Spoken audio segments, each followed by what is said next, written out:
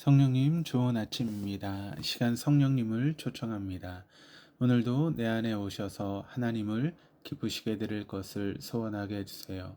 오늘 말씀을 통해 구체적으로 무엇을 해야 할지를 깨닫게 해주세요. 깨달은 것을 삶 속에서 실천할 수 있도록 도와주세요. 아멘. 오늘 함께 나누실 하나님 말씀은 창세기 37장 18절에서 36절까지 말씀입니다. 요셉이 그들에게 가까이 오기 전에 그들이 요셉을 멀리서 보고 죽이기를 꾀하여 서로 이르되 꿈꾸는 자가 오는도다. 자, 그를 죽여 한 구덩이에 던지고 우리가 말하기를 악한 짐승이 그를 잡아먹었다 하자. 그의 꿈이 어떻게 되는지를 우리가 볼 것이냐. 르우벤이 듣고 요셉을 그들의 손에서 구원하려 하여 이르되 우리가 그의 생명은 해치지 말자. 피를 흘리지 말라. 그를 광야 그 구덩이에 던지고 손을 그에게 대지 말라. 이는 그가 요셉을 그들의 손에서 구출하여 그의 아버지에게로 돌려보내려 함이었더라. 요셉이 형들에게 이르매 그의 형들이 요셉의 옷 곧 그가 입은 채색 옷을 벗기고 그를 잡아 구덩이에 던지니 그 구덩이는 빈 것이라 그 속에 물이 없었더라. 그들이 앉아 음식을 먹다가 눈을 들어본즉 한 무리의 이스마엘 사람들이 길르앗에서 오는데 그 낙타들의 향품과 유향과 몰약을 싣고 애굽으로 내려가는지라. 유다가 자기 형제에게 이르되 우리가 우리 동생을 죽이고 그의 피를 덮어둔들 무엇이 유익할까? 자, 그를 이스마엘 사람들에게 팔고 그에게 우리 손을 대지 말자. 그는 우리의 동생이요 우리의 혈육이니라. 하매 그의 형제들이 청종하였더라. 그때 미디안 사람 상인들이 지나가고 있는지라 형들이 요셉을 구덩이에서 끌어올리고 은 20에 그를 이스마엘 사람들에게 팔매 그 상인들이 요셉을 데리고 애굽으로 갔더라. 르우벤이 돌아와 구덩이에 이르러 본즉 거기 요셉이 없는지라 옷을 찢고 아우들에게로 되돌아와서 이르되 아이가 없도다. 나는 어디로 갈까? 그들이 요셉의 옷을 가져다가 순념소를 죽여 그 옷을 피에 적시고 그의 채색 옷을 보내어 그의 아버지에게로 가지고 가서 이르기를 우리가 이것을 발견하였으니 아버지 아들의 옷인가 보소서. 내 아들의 옷이라. 악한 짐승이 그를 잡아먹었도다. 요셉이 분명히 찢겼도다. 하고 자기 옷을 찢고 굵은 배로 허리를 묶고 오래도록 그의 아들을 위하여 애통하니 그의 모든 자녀가 위로하되 그가 그 위로를 받지 아니하여 이르되 내가 슬퍼하며 서울로 내려가 아들에게로 가리라. 하고 그의 아버지가 그를 위하여 울었더라. 그 미디안 사람들은 그를 애굽에서 바로의 신하 친위대장 보디발에게 팔았더라.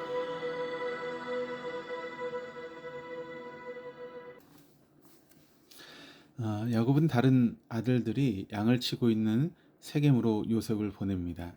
요셉은 세겜에서 형들을 찾을 수 없었는데 세겜 들판에서 만난 사람의 도움으로 형들이 도단에 있다라고 하는 것을 알게 됩니다. 이제 요셉은 형들이 있는 도단으로 향합니다. 18절에서 19절입니다. 요셉이 그들에게 가까이 오기 전에 그들이 요셉을 멀리서 보고 죽이기를 꾀하여 서로 이르되 꿈꾸는 자가 오는도다. 먼 발치에서 요셉이 오고 있는 것을 본 형들은 꿈꾸는 자가 오는도다라고 비아냥거리며 요셉을 죽일 음모를 꾸몄습니다. 형들을 보기 위해서 100km가 넘는 거리를 찾아온 동생이 반가울 만도 한데 형들의 마음은 그렇지 않았습니다. 꿈꾸는 자로 번역된 히브리어 원문을 문자적인 의미로 보게 되면 꿈들의 주인이라고 하는 그런 뜻입니다. 이 말은 형들의 상한 감정을 잘 드러내줍니다. 형들은 요셉의 아버지에게 자신을 고자질한 것과 자신들보다 아버지에게 더 많이 사랑받는 것 때문에 화가 났습니다. 그러나 무엇보다 요셉의 꿈 이야기 때문에 많이 화가 났습니다. 요셉을 고자질하는 자나 편에 받은 자 부르지 않고 꿈꾸는 자로 부른 이유가 여기 있습니다. 20절입니다. 자, 그를 죽여 한 구덩이에 던지고 우리가 말하기를 악한 짐승이 그를 잡아먹었다 하자. 그의 꿈이 어떻게 되는지 우리가 볼 것이니라 하는지라. 형들의 음모는 이러했습니다. 요셉을 죽여서 시체를 구덩이에 던지고 아버지에게는 험악한 짐승이 그를 잡아먹었다라고 하자는 것입니다. 그들은 요셉을 죽여서 그가 꾼 꿈이 어떻게 되는지를 우리가 보고자라고 말합니다.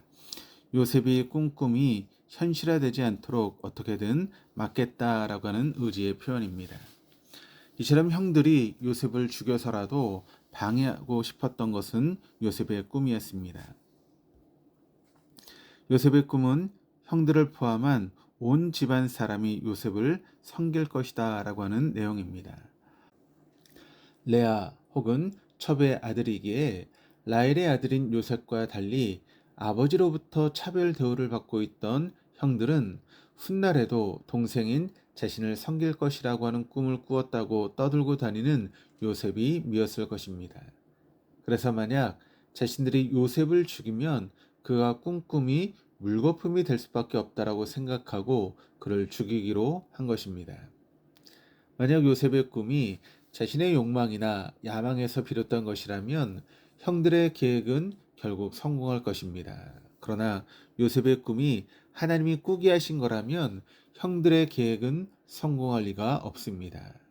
엘샤다이 즉 전능하신 하나님께서 요셉의 꿈을 이루어 주실 것이기 때문에 그렇습니다. 우리는 지금 어떤 꿈을 꾸고 있습니까? 그리고 그 꿈은 나의 욕망이나 야망에서 비롯된 꿈입니까? 아니면 하나님께서 꾸게 하신 꿈입니까? 분명한 것은 하나님께서 꾸게 하신 꿈은 하나님께서 반드시 이루신다라고 하는 것입니다. 21절에서 22절입니다. 르우벤이 듣고 요셉을 그들의 손에서 구원하려 하여 이르되 우리가 그의 생명은 해하지 말자. 르우벤이 또 그들에게 이르되 피를 흘리지 말라. 그를 광야 그 구덩이에 던지고 손을 그에게 대지 말라 하니 이는 그가 요셉을 그들의 손에서 구출하여 그의 아버지에게로 돌려보내려 함이었더라. 다행히 맏형 르우벤은 요셉을 생각하여 그를 구하고자 합니다. 요셉을 살려 아버지 야곱에게 보낼 계획으로 다른 형제들에게 요셉을 죽이지 말고 산채로 구덩이에 던지자라고 제안합니다. 요셉이 산채로 구덩이에 들어가도 체온 저하나 굶주림 혹은 탈수 증세 등으로 스스로 죽을 수 있음을 믿게 하는 전략입니다. 르우벤 입장에서는 요셉을 탈출시킨 시간을 벌면서 동시에 형제들의 양심에 호소하는 좋은 전략이었습니다. 또 형제들의 입장에서는 자신의 손으로 동생을 죽이지 않았다라고 스스로 위안할 수 있는 좋은 명분입니다. 23절, 24절입니다. 요셉이 형들에게 이르매 그의 형들이 요셉의 옷, 곧 그가 입은 채색 옷을 벗기고 그를 잡아 구덩이에 던지니 그 구덩이는 빈 것이라. 그 속에 물이 없었더라. 형제들은 맏형 르우벤의 제안을 따르기로 하고 요셉이 오자 그의 채색 옷을 벗기고 그를 구덩이에 던져 넣었습니다. 눈꼴 사나웠던 요셉의 채색 옷을 드디어 벗겨 버린 것입니다. 이처럼 요셉은 채색 옷이 벗겨진 상태로 구덩이에 던져졌기에 체온 저하, 굶주림, 탈수 증세로 죽을 가능성이 높아졌습니다. 성경 기자는 이 구덩이가 비어 있었고 그 속에 물이 없었다라고 설명하므로 요셉의 구덩이 속에서 진흙, 수렁 때문에 생명의 위험을 받지는 않았음을 넌지시 알려줍니다. 25절에서 28절까지 말씀입니다. 그들이 앉아 음식을 먹다가 눈을 들어 본즉 한 무리의 이스마엘 사람들이 길르앗에서 오는데 그 낙타들의 향품과 유황과 모략을 싣고 애굽으로 내려가는지라. 유다가 자기 형제에게 이르되 우리가 우리 동생을 죽이고 그의 피를 덮어둔들 무엇이 유익할까? 자 그를 이스마엘 사람에게 팔고 그에게 우리의 손을 대지 말자. 그는 우리의 동생이요 우리의 혈육이니라 하매 그의 형제들이 청종하였더라. 그때 미디안 사람 상인들이 지나가고 있는지라. 형들이 요셉을 구덩이에서 끌어올리고 은 20에 그를 이스마엘 사람들에게 팔매 그 상인들이 요셉을 데리고 애굽으로 갔더라. 요셉을 빠져나올 수 없는 구덩이에 던져놓고 형들은 태연히 앉아서 음식을 먹습니다. 형들의 이런 모습은 그들이 요셉에게 한 행동에 대해 전혀 죄책감을 느끼지 않았음을 잘 보여줍니다. 겉으로 평안해 보이는 형들의 식사 자리는 인간이 얼마나 악한 죄인인지를 상징적으로 보여줍니다. 그들은 음식을 먹다가 애굽으로 내려가는 이스마엘 상인들의 행렬을 봅니다. 상인들은 길르앗에서 향품과 유황과 모략을 싣고 애굽으로 가는 길이었습니다. 이때 유다가 형제들에게 요셉을 죽이느니 차라리 상인들에게 노예로 팔자라고 제안합니다. 그는 요셉은 우리의 동생이고 혈육이기에 죽이는 것은 옳지 않다라고 말합니다. 결국 형제들은 유다의 제안을 따르기로 하였고 요셉을 은 20의 상인들에게 팝니다. 함무라비 법정과 같은 고대 근동의 자료를 보면 은 20은 당시 남자 노예의 평균 가격이었습니다. 아버지 야곱의 총애를 받던 요셉이 졸지에 상인들의 노예가 되어 새로운 운명을 맞이하는 순간입니다. 29절에서 30절입니다. 르우벤이 돌아와 구덩이에 이르러 본즉 거기 요셉이 없는지라 옷을 찢고 아우들에게로 되돌아와서 이르되 아이가 없도다 나는 어디로 갈까. 르우벤이 구덩이가 빈 것을 보고 아연실색했다라고 하는 것은 상인들과 형제들의 거래가 있을 때 그가 그 자리에 없었음을 보여줍니다. 르우벤은 형제들 몰래 요셉을 살려주려고 했는데 요셉에게 가장 도움이 필요한 순간에 그 자리에 없었던 것입니다. 구덩이에 요셉이 없는 것을 보고 르우벤은 옷을 찢으며 괴로워했습니다. 옷을 찢는다라고 하는 것은 슬픔과 고통을 참을 수 없음을 나타내는 행동입니다. 그는 아이가 없도다. 나는 어디로 갈까라고 탄식합니다. 이것은 이 일을 어떻게 하면 좋을까? 혹은 어디로 가면 그를 찾을 수 있을까라고 하는 의미입니다. 르우벤은 이 일로 인해 평생을 괴로워합니다. 31절에서 32절입니다. 그들이 요셉의 옷을 가져다가 순념소를 죽여 그 옷을 피해 적시고 그의 채색 옷을 보내어 그의 아버지에게로 가지고 가서 이르기를 우리가 이것을 발견하였으니 아버지 아들의 옷인가 보소서 하매.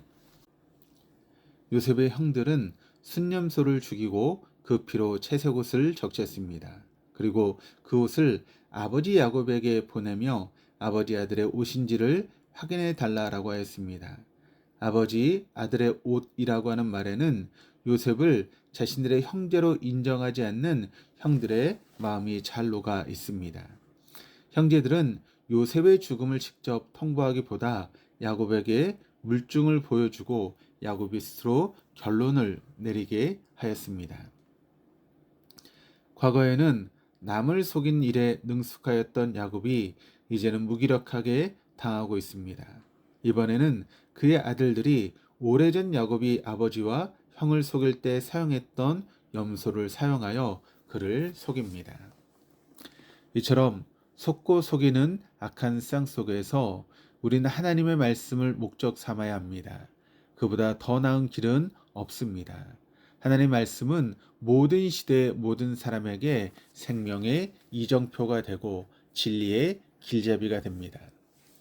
33절에서 35절입니다. 아버지가 그것을 알아보고 이르되 내 아들의 옷이라 악한 짐승이 그를 잡아 먹었도다. 요셉이 분명히 찢겼도다 하고 자기의 옷을 찢고 굵은 배로 허리를 묶고 오래도록 그의 아들을 위하여 애통하니 그의 모든 자녀가 위로하되 그가 그 위로를 받지 아니하여 이르되 내가 슬퍼하며 수월로 내려가 아들에게로 가리라 하고 그의 아버지가 그를 위하여 울었더라. 야곱은 요셉의 채색 옷을 즉시 알아보았습니다. 그는 요셉이 험악한 짐승에게 죽임을 당한 것으로 간주하고 옷을 찢으며 애통했습니다. 야곱은 자기 옷을 찢고 굵은 배로 허리를 묶고 오래도록 요셉을 위해서 애통합니다.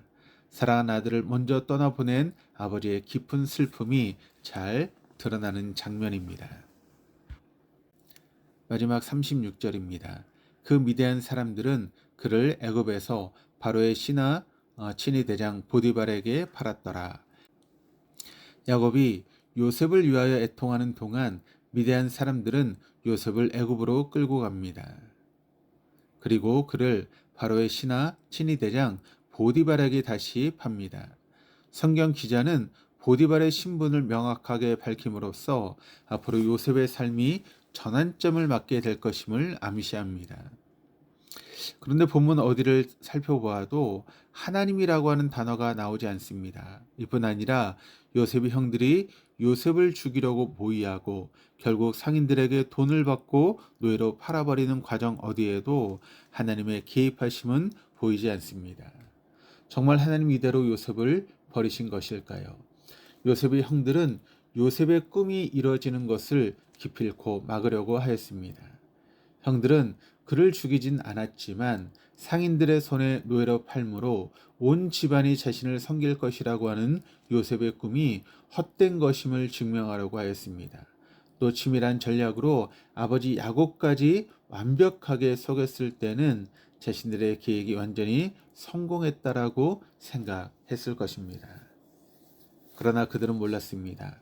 자신들이 요셉의 꿈을 막으려고 한 행동이 오히려 요셉의 꿈이 이루어지게 하는 역할을 했다라고 하는 것을 말입니다. 하나님은 우리의 슬픔을 기쁨으로 바꾸실 수 있는 분이며 원수들의 악한 행동을 선한 결과로 바꾸실 수 있는 분입니다. 그래서 우리 앞에 아무리 커다란 어려움이 닥쳐와도 낙담할 이유가 전혀 없습니다. 하나님은 우리의 눈물을 미소로 바꾸실 것이기 때문입니다. 오늘 하루도 이런 하나님을 향하여 눈을 드시는 복된 하루 될 수 있기를 주님의 이름으로 축복합니다. 기도하시겠습니다. 하나님 아버지, 속고 속이는 악한 세상 속에서 하나님의 말씀을 목적 삼고 생명의 이정표이며 진리의 길잡이인 하나님의 말씀을 따라가게 하여 주옵소서. 모두가 잘못된 길을 갈 때도 군중심리에 휩쓸리지 않는 힘과 용기를 주옵소서. 또 인생길에서 어려움을 만날 때 눈을 들어 하나님을 바라보게 하옵소서. 우리의 슬픔을 기쁨으로, 원수의 악한 행동을 선한 결과로 바꾸시는 하나님을 신뢰하게 하여 주옵소서. 감사드리며 예수 그리스도 이름으로 기도드립니다. 아멘.